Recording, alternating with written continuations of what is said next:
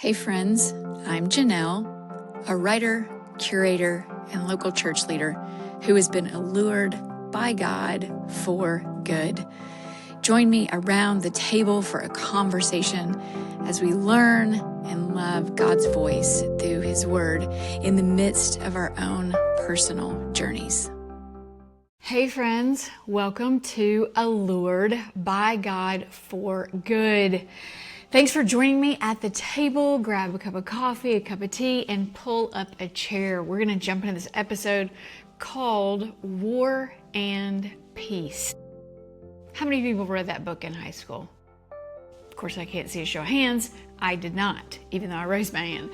It was probably too thick, too much, and I probably got the Spark Notes or the Cliff Notes on this book.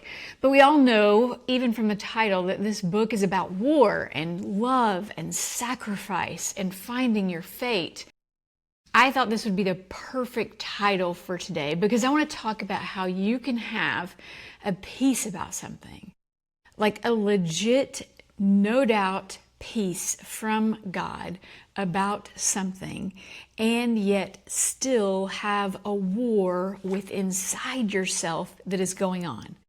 Both of these things can actually coexist, which seems crazy because they're opposite, right? I think that a lot of people think that if you have a peace from God about something, that you're going to like it, that you're going to find some type of joy in it, or pleasure, or happiness. And that is not always the case.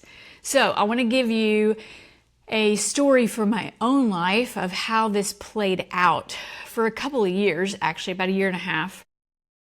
And then we're going to jump into scripture for a couple of minutes, and I'm going to show you this example that Jesus gives us of His own life, of those two things, of this war inside and this peace of God, and how they can exist together.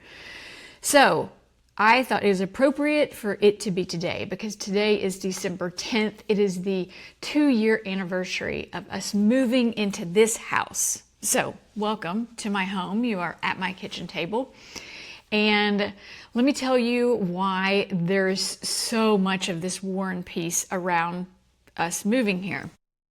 We lived before this house in the heart of the city, in a very cool, eclectic neighborhood in Atlanta.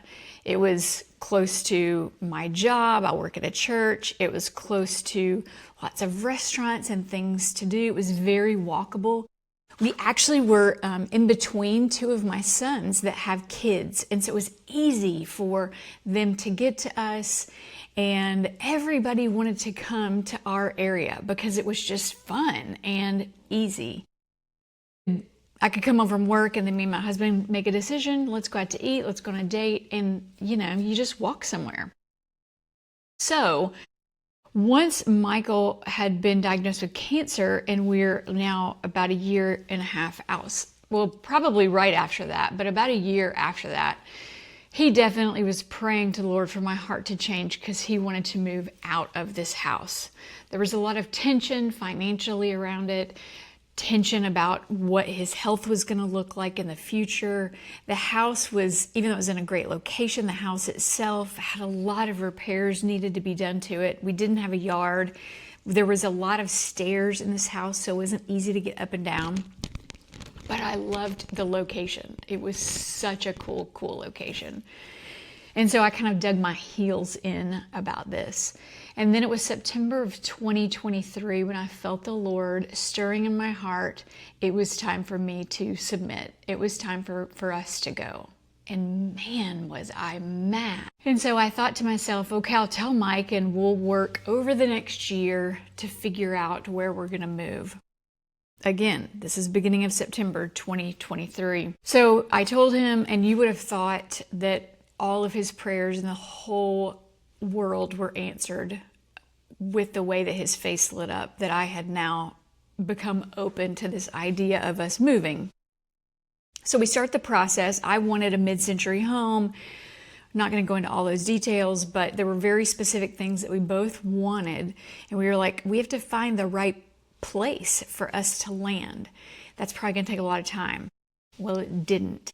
And so from September to December 10th, which is the anniversary of today, we put our house on the market, sold it for a cash offer, found this amazing place that ticked all the boxes, and closed and moved in, which was a little bit insane, the whirlwind of it. And so when we moved in here in December, I had a complete peace about it. I knew this is what God wanted, even though there was some other tension points, not necessarily with Mike, but we are moving further away from one of my sons and daughter-in-laws that have 3 kids. And so that was going to be a harder thing to do. I was going to now be sitting in traffic in Atlanta. I didn't have anywhere that was walkable. We moved to an area that didn't have a lot of great restaurants, didn't have a lot of things to do, so we were going to have to drive everywhere. Not ideal and not easy. But I knew that the peace of God in my heart, it was undeniable. So I obeyed and went with it. Again, we move in this house. This is December 10th we move here. We didn't do a ton for Christmas that year because we had just moved in. So everywhere's still in boxes.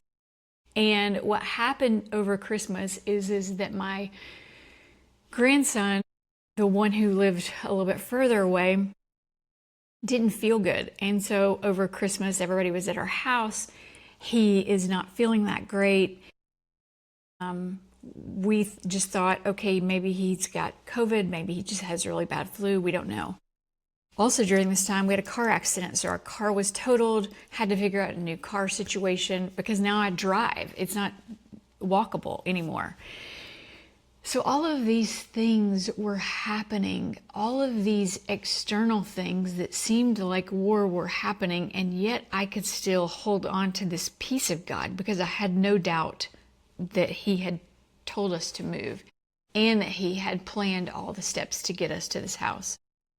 And so what was crazy is that on January 2nd, just 22 days, 23 days after we moved in this house, on January 2nd, my grandson, who was 4, was diagnosed with leukemia. And this was the grandson, Zeke, who was sick over Christmas. And in that moment, I ended up with my mom taking his 2 sisters because they immediately had to go to the hospital. They were admitted. Within just a few days, he started chemo and treatment for leukemia.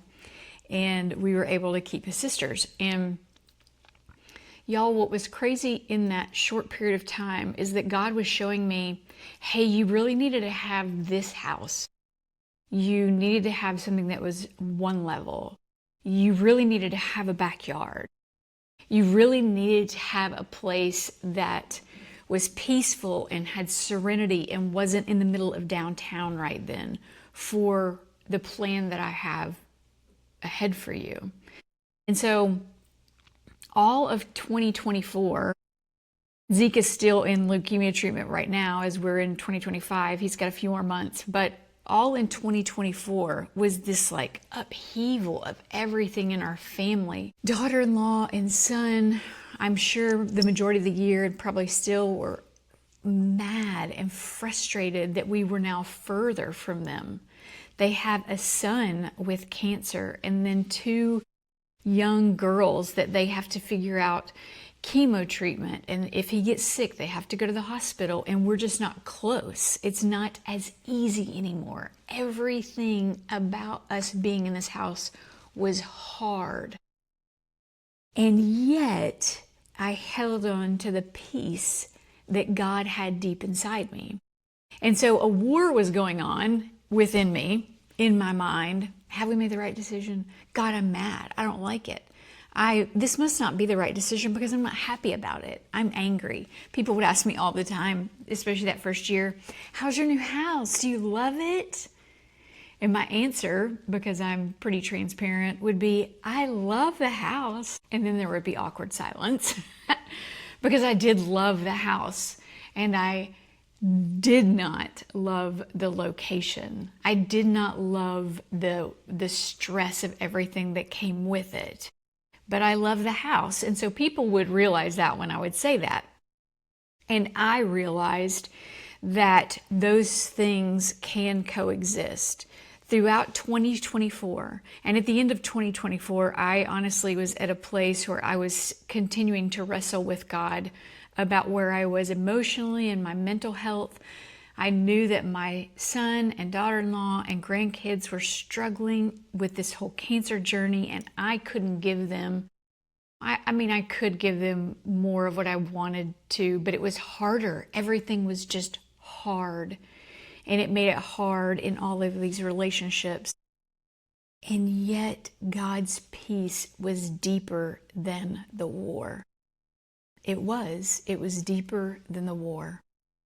And so 3 things I want to tell you about peace and how you can walk in that peace even in the midst of a war is, 1 is be listening. Are you attentive to the shepherd's voice and his staff? Okay? Because Psalm 23 talks about that he has a rod and a staff. So as a shepherd, he's leading us. Think about a shepherd with a flock. He not only uses his voice to direct them, he uses the staff. So are you attentive to those things? Because I feel like that was the only reason that I could say yes and move into that peace. Are you attentive? Are you listening? The second thing is to act. Take obedient next steps. I knew when God wanted me to submit, I knew that I needed to tell my husband right away. Like, hey, God, I think wants us to move. I knew I needed to do that because I needed to acknowledge it, I needed to announce it, and I needed to initiate something. And so those next steps of obedience are crucial in solidifying the peace of God, which is in you. The third thing is trusting the peace. It's interesting because the word peace in the original Greek language, which is in so much of the New Testament, the original word peace means this. It means to join by connecting. Isn't that odd? If you dig a little bit deeper in it, because peace means rest or quietness or peace. We know this. But it means to join to God with connection. It actually means to join him by implication. Okay, so I want you to imagine this. God is peace. God gives peace and he is peace. The word tells us this. So when we join to him by implication, we do nothing in that. We are just joining. He is the one doing the action and he is the subject. He is the verb and the noun. And he gives peace and he is peace. And so we join to him by implication. And that then is us trusting him, us trusting what he's asked us to do, even if we don't like it, even if we don't want to do it. We can trust the peace in the midst of the war. Now, let's talk about Jesus for a minute, because I believe that Jesus gives us the absolute perfect example of this in Matthew, or in the Gospels in general, when he goes to the Garden of Gethsemane. This is after the Passover, the Last Supper. He knows he is heading to the cross this night. He knows his betrayer is fixing to come. That sounded very Southern right then, fixing. He knows the betrayer is about to come, and he is in the Garden of Gethsemane with 3 of his disciples, Peter, James, and John. And he says this to them. He says, my soul is exceedingly sorrowful. So he is really, really sad. My soul is exceedingly sorrowful, even to death. Stay here and watch with me. He goes a little further falls on his face and prays this, "Oh, my Father, if it is possible, let this cup pass from me. Nevertheless, not as I will, but as you will." So Jesus had complete peace. Jesus is complete peace. And yet he was sorrowful almost unto death. So very, very sad, so not happy. And he asked for God to remove this. "God, I know this is your will, but take it away. Take it away. I'm going to do this act that you have before me sorrowful. I'm going to be obedient, but man, there's a war within me that is not happy about it." Those two things can coexist. It tells us in Hebrews, I want to do one more scripture. Hebrews 5, it says this about Jesus, who in the days of his flesh, so while he was a human like us, when he had offered up prayers and supplication with vehement cries and tears to God the Father, who was able to save him from death. And he knew he was heard because of his godly fear. Though he was a son, so even though this is a son and a father, yet he learned obedience by the things which he suffered. Man, that is a powerful, powerful verse, telling us that Jesus learned obedience by suffering. Now, me moving into this house is not suffering. Please do not get me wrong, okay? I am not suffering in this house. We are in a great house, and the Lord has softened my heart, and now I like a lot of things about the location and the house. So I'm doing fine, y'all. What I want you to realize is this truth is you can have peace to move forward in a decision, in the next step of something. You may be in the middle of that right now. There may be something that God's asking you to do and you're like, I'm pretty sure I have peace about it, but I don't think I'm going to like it. Jesus did that in moving toward the cross. So you can have peace. Peace does not equal joy. Please, let's get that through our minds. I know that a lot of people will say, I'm not happy about this, and this is my feelings, and I just want you to validate them. I don't know that that's scriptural. I don't know that we need to validate our feelings because our feelings betray us. The heart is deceptive. And so we don't need to let our feelings rule any move that we're making. We need the peace of God, the peace He gives us, and the peace within Himself. We need that to be what leads us to the next move of obedience. So, peace does not equal joy. And the last takeaway is this, is obedience equals obedience. There's nothing else attached to that. Like nothing else. In fact, if you look at the verse in Hebrews, Jesus' obedience led to hope. He knew what was on the other side. And even though, like I said, I'm not suffering and not now, though 2024 was really hard living here and all of the health circumstances that we faced, the family tension that we faced, all of that was maybe not suffering to some people, but it was uncomfortable and it was things that we did not like. And I realized that obedience equals obedience. And that's the end. Like there is nothing else wrapped around that. And that we can trust God for what's going to happen on the other side. Because obedience will move to hope. Hope will move to holiness. And holiness is where God wants us to be. So, question for you. What is your wrestle right now? Do you have one? A wrestle of something that you think You have peace about moving into this next step, moving into the next thing, whatever that looks like for you, and yet you feel a war inside you. And then, does God want you to move even in the midst of that, so that you can trust that His peace will follow where His presence goes? That is the essence of the truth. And so know that war and peace can coexist. It's totally good. Don't doubt yourself, and don't doubt the Lord in any and every movement that you need to make. Trust that He Himself will give you what you need as you struggle with the war within. So hopefully that's helpful to you guys, and I'm excited about one last episode this year, so that's going to be coming next week, and so we'll see you then.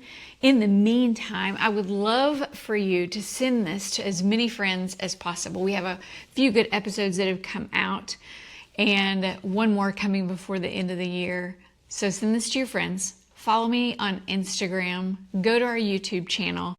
And also, don't miss out on the Kickstarter. I think we have another week where we are working on getting a book published called From Discipline to Delight.